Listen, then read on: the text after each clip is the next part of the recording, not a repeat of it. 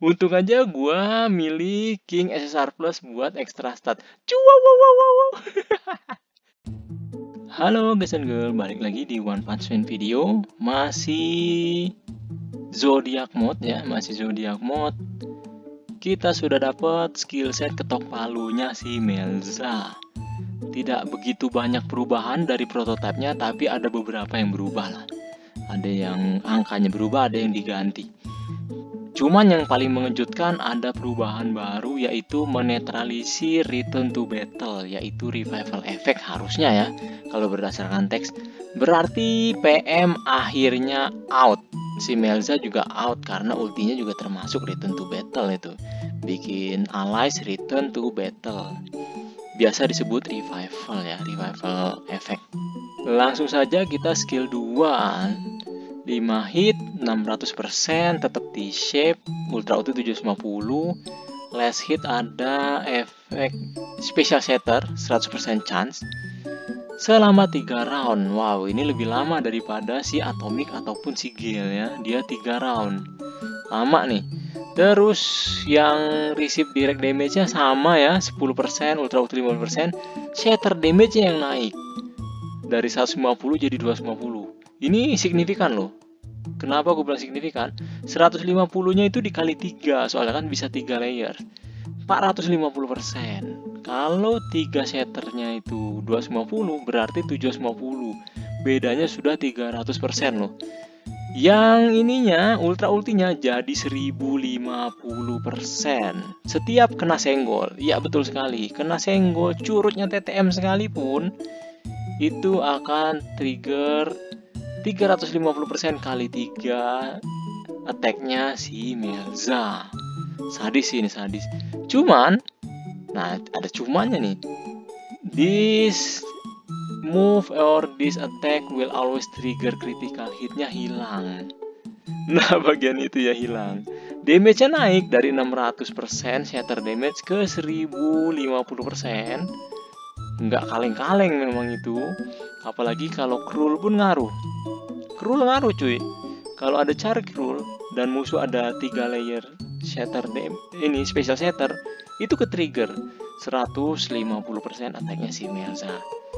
Cuman it is what it is, ketok palu developer memutuskan untuk menghilangkan efek critical hit itu. Terus pasifnya, setelah dia dan temen-temennya jalan take action, betul-betul giliran ya, bukan cruel, musuh yang ada special shatter durasinya akan berubah menjadi 4 round.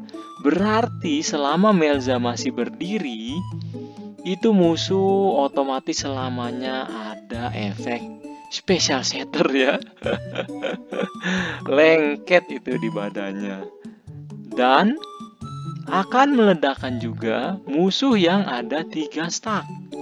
Nah, cara ledaknya ini yang harus dites, harus dicek sih. Kalau dari teksnya sih ya, single shatter damage itu diledakkan sebesar 500%. Kayaknya nih, kalau gua nggak salah ini translate dan nggak salah menafsirkan juga, wih asik menafsirkan. Ini teori nih ya. Kalau gua menafsirkannya, misalnya musuh ada 3 stack nih, dan si Melzanya ultra ulti, berarti single shatter damage-nya berapa? 350% Melza attack. Nah, 350% attack-nya Melza ini dikali 5 karena 500% ledakannya. Trigger extra damage. Kalau gua menafsirnya seperti itu. Misalnya Melza attack-nya 1 juta nih. Nah, musuhnya ini ada 3 layer shatternya si Melza. Berarti 10 juta plus kan, 10 juta kan. Nah itu setelah 10 juta shatter damage, 3.500.000-nya itu dikali 5. Berarti ada juga setelah shatter damage tadi ada 16.500.000 extra damage. Lebih tinggian detonationnya daripada 3 stacknya itu. Memang detonation ini memang cakep sih. Cuman ini dijadiin single biar nggak terlalu meluber ya. Kalau 3 stacknya itu trigger detonate semua, auto wassalam rata musuh. Kayaknya gitu ya, kayaknya gitu. Kalau gua nggak salah tafsir, kita nantikan di lapangannya seperti apa. Dan ada juga netralisir return to battle effect for enemies team selamanya. Tidak bisa return to battle. Bakusan nggak bisa. Si Kabuto nggak bisa kalau Awaken 2. Nyamuk SR juga nggak bisa. PM sama Melza kemungkinan besar nggak bisa. Ini teori ya, teori. Kita lihat di lapangan nanti. Awaken pasifnya. Awal-awal dia, wah sayangnya jadi dia. Ini nih, ini juga penurunan nih dari prototype. Kemarin kan teman-teman juga bisa dapat ya. Ini cuman dia. Berarti murni tank di depan nih. Dia akan dapat invincible selama 3 round. Kalau Awaken 2 jadi 5 round. Dan juga resist 3 kali. Kalau Awaken 2 5 kali. Fatal damage yang critical hit. Fatal damage itu, kalau kalian masih belum paham, itu damage yang menyebabkan karakter kalian meninggoy. Nah, itu. Nah, misalnya damage itu kritikal. Di-nullify, jadi ditiadakan. Nah, bisa 3 kali. Kalau Awaken 2 jadi 5 kali. Nah, invincible itu kebalikannya. Justru yang tidak kritikal, fatal damage-nya itu di-nullify, tetap dijaga di posisi 20% maksimum HP si Melzanya. Nah, cuman bagian yang invincible itu, yang fatal damage non-critical ini, kayak gua nggak nemu ada kata-kata berapa kalinya loh. Masa selama 3 round ini murni nggak akan bisa meninggoy dia asalkan nggak critical hit? Wah, gawat juga ya. Bastion stong nih, Bastion. Tadinya kita pikir Bastion keluar dari peredaran karena skill set prototype si Melza ini digarantit kritikal kan, itu ditiadakan kayaknya untuk menjaga nilai saham dari sigil Bastion ya. Nilai saham critical reduction-nya juga dihilangkan, crit rate reduction ke tim musuh dihilangkan, diganti menjadi dia dapat 100% crit resistant.